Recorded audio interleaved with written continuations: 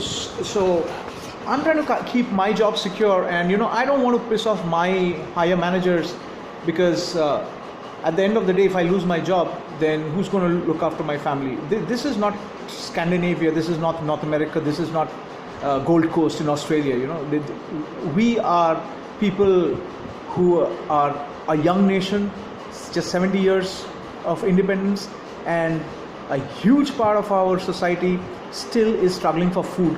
Now there are a lot of people out of these grassroots who have become middle managers and are on their way to senior managers, but that psychosis of having been deprived, and rather not go ahead and try to fix things as it might disrupt my well-being, that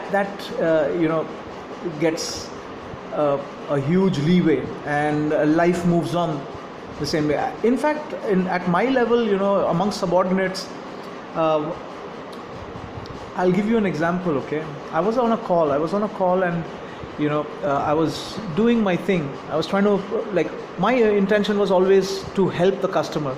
Okay, so because they paid for a product, they paid for a service, and now they're having some trouble and they're calling us, right? So it's my dharma to go ahead and help the customer. So I was trying whatever I could, and suddenly, we had spent some time on the call, but the supervisor came over, and he was not listening to the call, but he just came over because my handling time for this customer was increasing. And now anytime the handling time increases in a call center, that the numbers, the profitability and the statistics, that is going on the negative side, something that the managers don't want.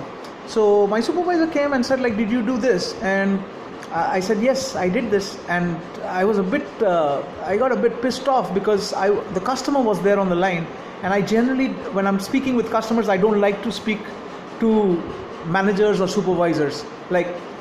If a manager or supervisor wants to speak to me, either they need to wait for the call to finish, or if it's highly urgent, then they can text me or send me an email stating that, why don't you put the customer on hold, and I want to have a quick word with you.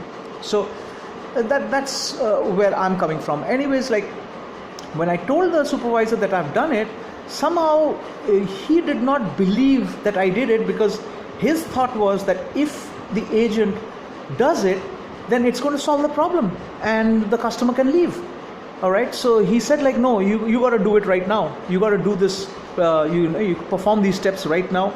And I put the customer on mute. I didn't put him on hold. And I told the supervisor that, I just did these steps.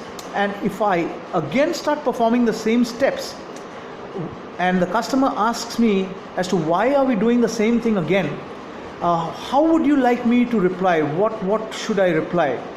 And suddenly what I see is my supervisor's manager, he's on my back, okay, right there, then and there.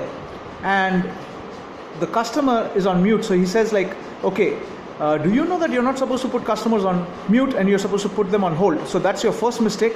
Get back to the customer, put the customer on hold. I said, yes, I'm very sorry. Let me go ahead and put the customer on hold.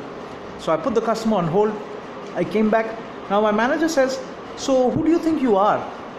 Okay, now I've been working in this process for 3 years. Okay, I'm not bragging, but I was, if not the best, one of the best team members in that specific team. Okay, so he comes and tells me that, what do you think you're doing and who do you think you are?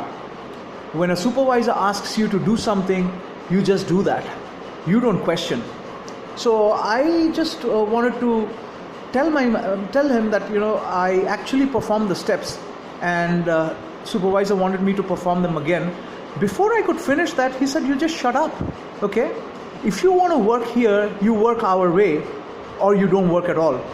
Okay, I don't want any arguments. Now I'm the front line of agents handling customers. I don't want to trouble the customer with the same step of performing the same step again.